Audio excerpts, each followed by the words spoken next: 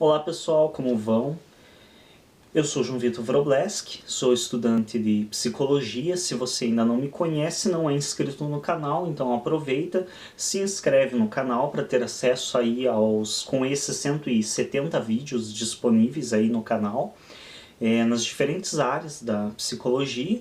Já temos mais de 350 inscritos. Também quero agradecer a todas as pessoas que se inscrevem, participam, comentam, ajudam também clicando em gostei. Então também você clique em gostei para nos ajudar a destacar os vídeos.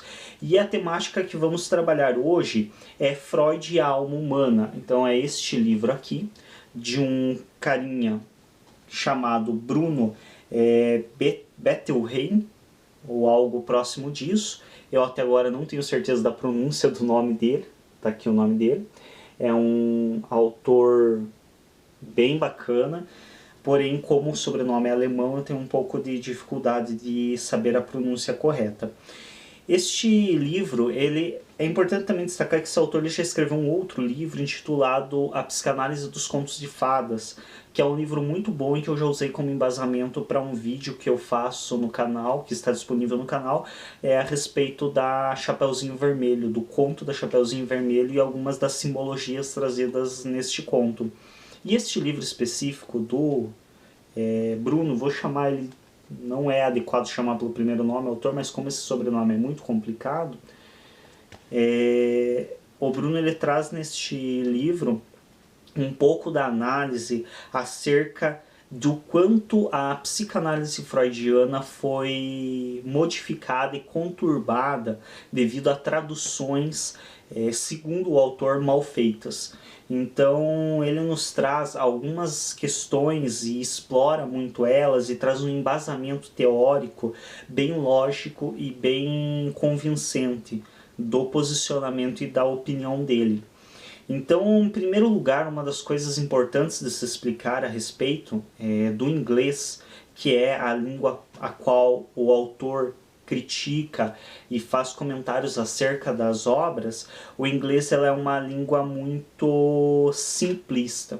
Então ela é uma língua mecanicista e simplista. O que significa isso? É uma língua simples, tanto é que dizem que o inglês é uma das línguas mais fáceis de se aprender a falar, porque ela não tem muita complexidade. Então ela é uma língua bastante simples.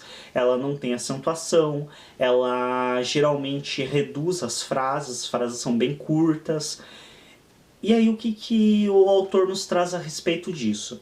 Então ele, é importante destacar também que era alemão, assim como Freud. Então ele era contemporâneo, inclusive, de Freud, e também viveu numa época muito próxima ali, e também da mesmo país de origem do Freud. Então sua língua materna era o alemão e ele era fluente em inglês. Sendo assim, ele sabia o que falava quando se referia tanto à língua alemã quanto quando faz suas críticas à língua inglesa, ou ao inglês norte-americano, que as críticas que ele faz são diretamente direcionadas aos Estados Unidos. Então o que ele nos traz? O alemão ela é uma língua elaborada, é uma língua bastante complexa e bastante completa, de certo modo. Assim como o português, que é a língua que nós falamos, também é. Tanto é que o português é tido como uma língua muito difícil de se aprender. Os estrangeiros, os demais não falantes de português, quando vão aprender, sentem uma enorme dificuldade em aprender o português devido à sua complexidade, assim como as línguas que têm proximidade e semelhança. Então, se nós pegarmos, por exemplo, o espanhol, que é muito próximo, principalmente o espanhol latino, que é muito próximo do nosso português, nós vamos ver que ele tem um nível de complexidade bem alto. Eu recentemente estive fazendo uma tentativa de estudar um pouco do inglês para ao menos ter uma noção básica, e você percebe alguns detalhes. Eu estudei tanto o inglês quanto o espanhol. O espanhol é complexo, muito complexo de escrever, e de falar. Então ele é bem complicado de você lembrar onde vai trema, as questões de acentuação, a questão de pontuação, pergunta tem um ponto de interrogação invertido no começo, outro ponto que é de nosso hábito de usar no final. Então a língua espanhola ela é bem complicada de estar escrevendo, principalmente o castelhano, que seria esse espanhol modificado um pouco aqui da América. Assim, também o português é bastante elaborado e o alemão não é diferente.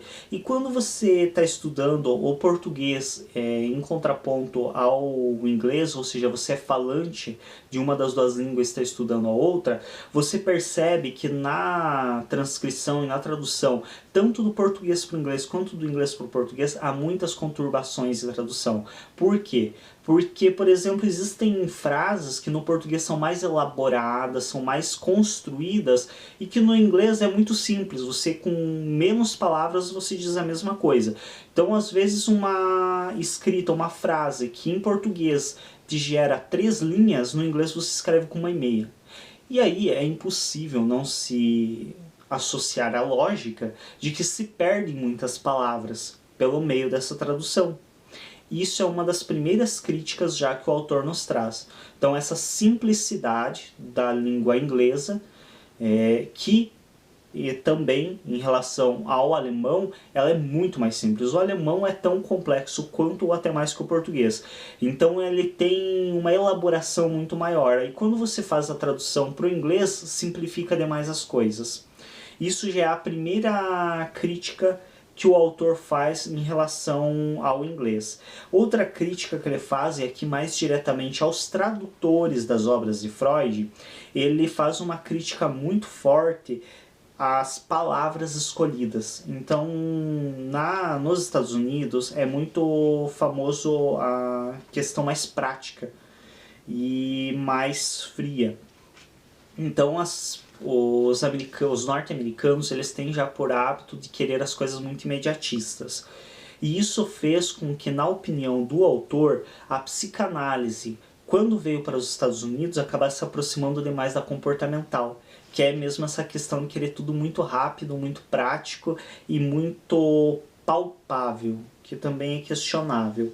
E aí ele faz críticas ferrenhas referente às palavras que são utilizadas em algumas questões de tradução, que não representam o mesmo significado que Freud quis dizer ao escrever o original em alemão. Tanto é que o Freud também era fluente em inglês e o autor ele questiona muito e coloca o posicionamento de como é possível que Freud permitiu certas traduções que ele considera altamente conturbadas e modificadas do sentido original do alemão.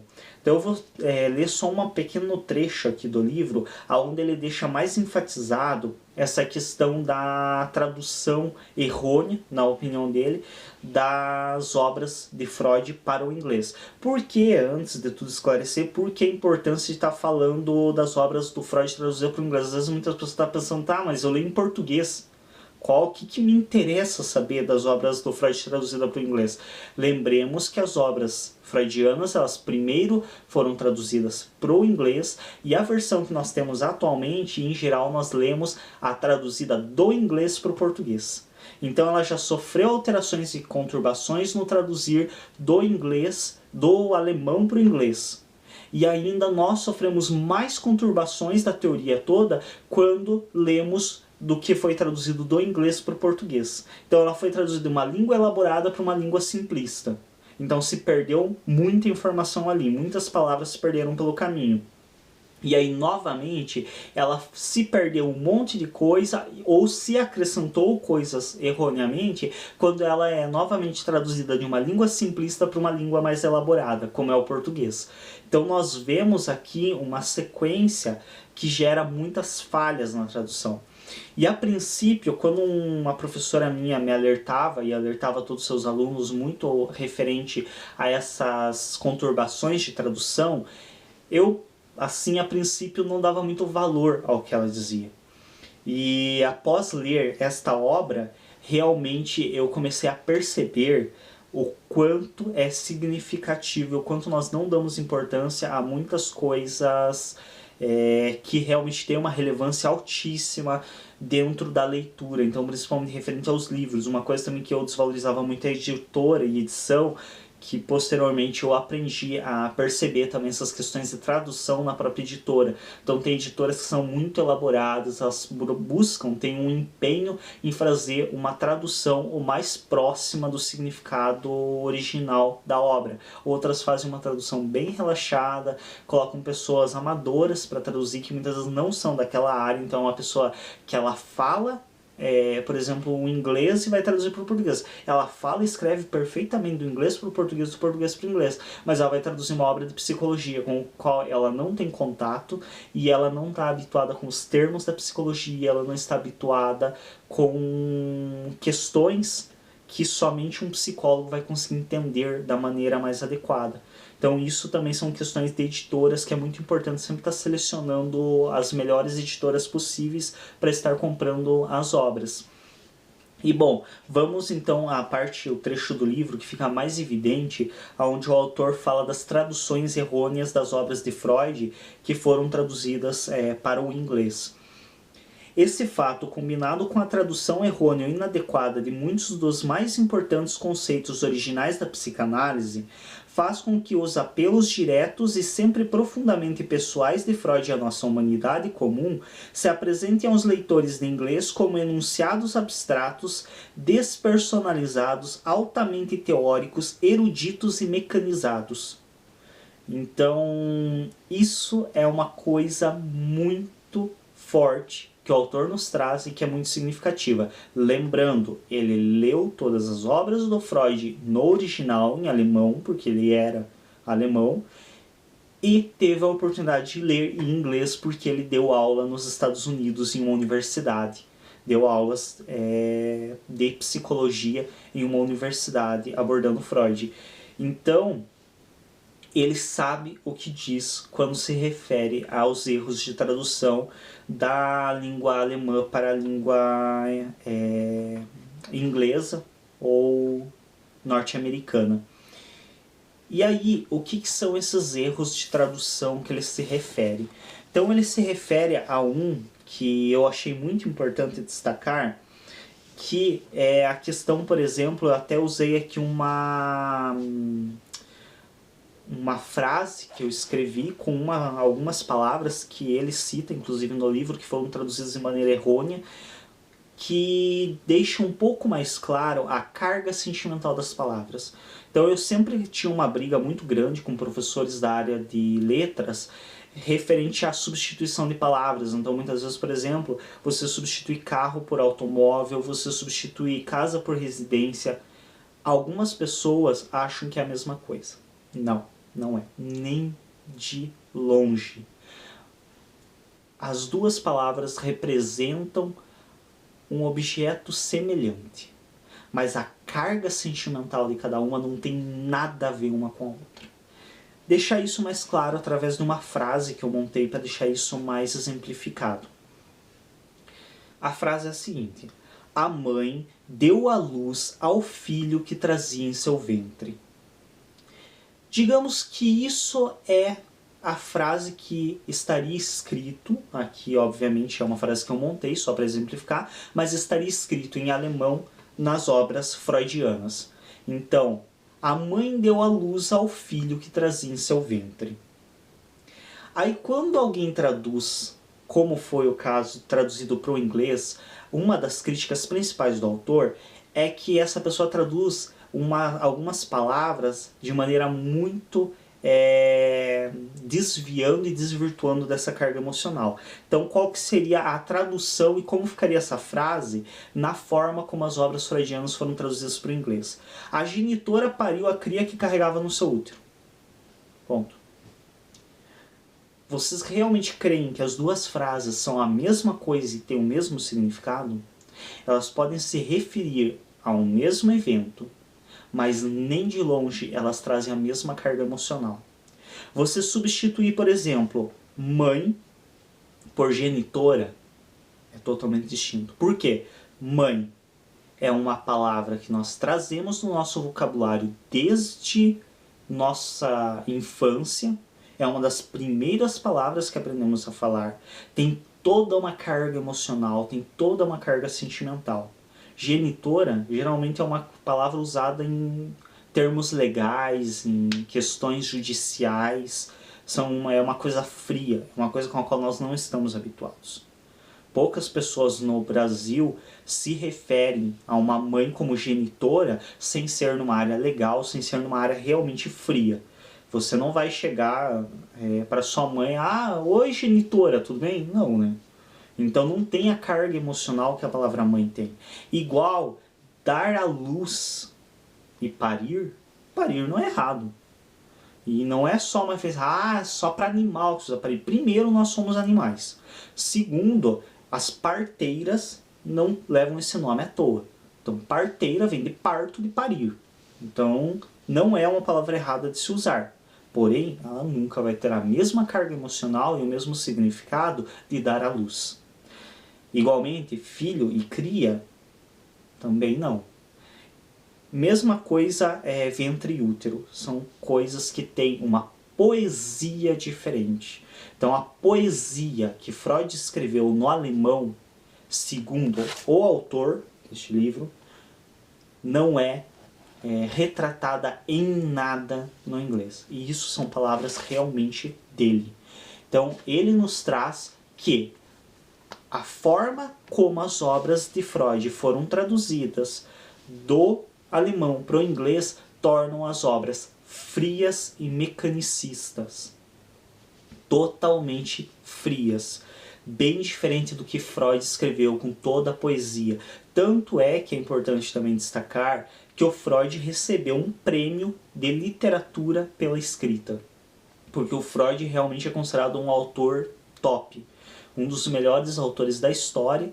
Eu pessoalmente sou fã de ler ele, e isso que eu leio a obra que já foi mal traduzida e já foi estragada, digamos assim, sendo passada pelo inglês para chegar ao português. Então, mesmo assim, ainda a obra dele você vê que há todo um romantismo, há toda uma poesia na escrita. Imagina se eu tivesse acesso e condições intelectuais de ler o original em alemão. Cheguei a ter interesse de aprender o alemão para realmente estar tendo a oportunidade de ler as obras do Freud no original, que com certeza não tem nem comparação. É importante dizer também, destacar que tem um autor brasileiro que está traduzindo as obras do Freud direto do alemão para o português, então já buscando justamente fazer uma melhora desse trabalho. Bom, então aqui nós já temos uma das coisas que demonstram tanto que a forma de traduzir de uma língua elaborada para uma língua simplista já estraga muito a escrita e a interpretação, tanto da teoria quanto a própria questão do agrado ao ler. Nós vemos também a questão da substituição das palavras. Por que isso? Aqui tem um outro exemplo que ele traz que é muito enfático e que é muito importante, que é do id, ego e superego. Então todos nós estamos acostumados com os termos id, ego e superego. Quem não conhece esses termos, não está tão habituado com essa questão da psicologia, da psicanálise principalmente, tem um vídeo já no canal a respeito das instâncias do inconsciente, então id, ego e superego. E isso eu deixo claro bem o que é, tudo no outro vídeo. Então para quem quiser eu vou deixar o link junto na descrição desse vídeo. Também vou deixar a referência bibliográfica desse livro, então para quem tiver interesse de ler. Quem quiser comprar vai ter um pouco de dificuldade, porque é um livro mais antigo, mas talvez encontre em sebos. E provavelmente vocês conseguem encontrar muito facilmente em faculdades de psicologia e em bibliotecas pública que tem um material de psicologia, porque é um autor relativamente conhecido, é um autor muito bom, então provavelmente não vai ser tão difícil assim encontrar o livro dele para ler. Bom, o que é referente ao id, ego e superego? Então, uma tradução mais simplista até para o português, o id não tem uma tradução exata, ego seria eu. Uma das primeiras críticas que o autor faz é que ego geralmente é associado a questões negativas. Então a gente costuma usar ego para egoísmo, para egocentrismo. Então geralmente para coisa que não traz uma carga emocional muito positiva. Positiva aqui no sentido de interessante, de tida como boa. Então não é algo que nos traz uma carga emocional geralmente muito agradável. Isso já é uma das primeiras críticas que ele faz. Que a palavra no original do Freud não tinha nada a ver com isso e trazia uma carga emocional e sentimental muito maior. Então o eu, traduzir esse ego para eu, já dá uma amenizada. Por quê? Porque eu traz uma proximidade maior de mim. Então quando eu falo id, eu e super eu já trago uma proximidade, eu já me identifico melhor com a teoria e com os termos dessa teoria. Porém, o que ele critica muito é o supereu, que seria o superego. Por que ele faz essa crítica? Porque ele realmente traz que a tradução superego, ela não reflete em nada a palavra que o Freud usou no original em alemão.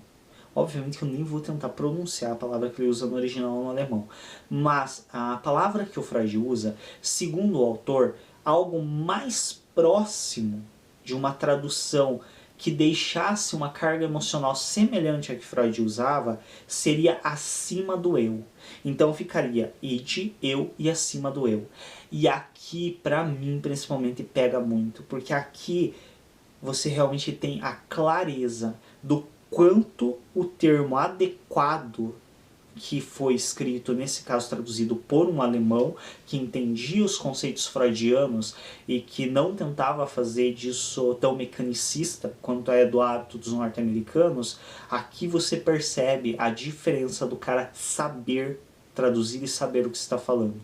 Quando nós falamos em id, eu e supereu, id é uma coisa quase instintiva, que no nosso caso seria a pulsão, melhor definida por Freud. O eu seria a noção de que eu sou uma coisa à parte do mundo, então eu não pertenço necessariamente ao mundo e o mundo não pertence a mim. Eu sou algo e você é outra coisa. E o supereu seria o quê? O supereu fica perdido aqui. Supereu, eu pra mim quando vem esse super na frente já não me faz lembrar de super-herói. Uma coisa bem tosca e sem um significado real. A palavra não te diz tanta coisa assim. Para alguém que não tenha conhecimento de psicanálise, você falar em super-eu, a pessoa não faz ideia do que significa. Se falar em eu, ela ainda entende que eu é o indivíduo. Mas o super-eu não diz nada com nada. Qual que é a tradução sugerida pelo autor do livro? Acima do eu. E aí você entende. Porque é algo pulsão, algo quase instintivo, eu, que é o indivíduo, e acima do eu, que é quando vai para um patamar acima de simplesmente ser eu e eu entender que sou eu em uma sociedade, em uma cultura que espera algo de mim. Então, acima do eu. Que uma das outras possíveis formas de traduzir seria eu superior. E daí que vem essa conturbação, essa tradução mal feita de superego ou supereu. Porque eu superior não é supereu.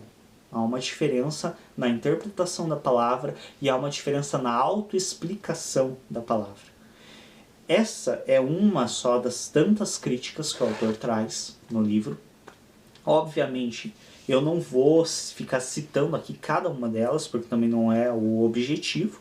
Quem quiser essa tal finalidade pode estar lendo o livro, estar indo atrás, lendo, como eu já mencionei anteriormente, vai estar na descrição a referência bibliográfica. Então vocês conseguem ter acesso a ele. Como é um autor relativamente conhecido, eu creio que não seja muito difícil de ter acesso. Só fazendo um último detalhe de uma crítica assim, a uma questão que ele faz do título de uma das obras mais famosas do Freud, que é a interpretação dos sonhos.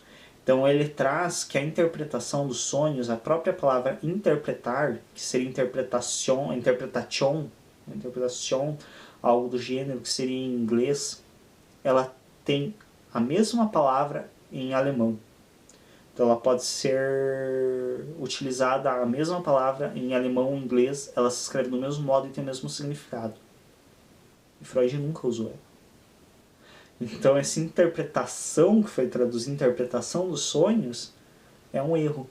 Porque se Freud quisesse usar a palavra interpretação, ele teria usado no próprio alemão, que também tem.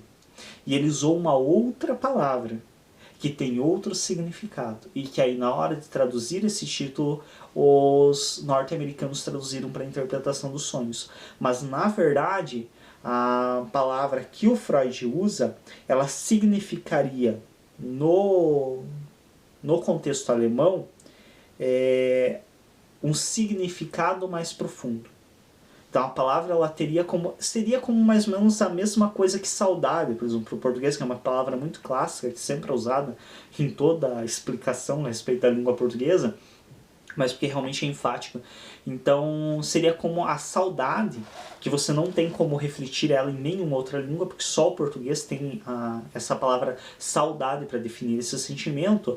Nas outras você tem que definir isso falando que você sente falta de uma pessoa, porque não existe saudade dessa pessoa na outra língua. Igualmente, na questão do alemão, também não teria uma equivalência direta e exata da palavra que o Freud usa. Então, algo mais próximo dessa tradução seria justamente essa questão de significado profundo. Então, seria como se, ao invés, e aqui ele sugere um outro título que se daria mais sentido à obra, e que ele mesmo diz que não seria tão literário, mas deixaria a obra com um sentido muito mais significativo, seria Em Busca do Significado de Sonhos. E aí a gente vê que interpretação de sonhos dá uma coisa quase mística, mas não no sentido bom, digamos assim, da palavra. Não no sentido que Freud queria refletir. Tanto é que muitas vezes geralmente é associado a isso. Então muitas pessoas, quando se deparam com um psicanalista, trazem um sonho e relatam o sonho buscando uma interpretação desse sonho e acham que vão ouvir uma interpretação como a dos místicos, realmente, das pessoas que acreditam na interpretação de sonhos através de significados gerais e não significados individuais. Como, por exemplo, vaca significa tal coisa, casa significa tal coisa. E não é assim que a psicanálise vê o sonho. Então a psicanálise ela vê o sonho como significando algo para aquele indivíduo, somente para ele. Não há um significado geral. Há um significado para aquele indivíduo dentro do contexto dele. E aí a gente vê que essa interpretação dos sonhos dá uma falsa noção de quase um ato de misticismo, de fazer essa interpretação de algo que funciona para todo mundo. E aí quando você vê o título sugerido pelo autor, você percebe que Em Busca do Significado de Sonhos não reflete em nada a interpretação dos sonhos. Porque Em Busca do Significado de Sonhos já deixa claro uma coisa: você não está interpretando o sonho de um indivíduo, que é uma das primeiras coisas que dá a sensação quando se fala em interpretação dos sonhos. Dá a impressão que você está interpretando algo que é para todo indivíduo igual. Quando você fala em busca do significado dos sonhos, já dá uma noção mais de individualidade do sonho.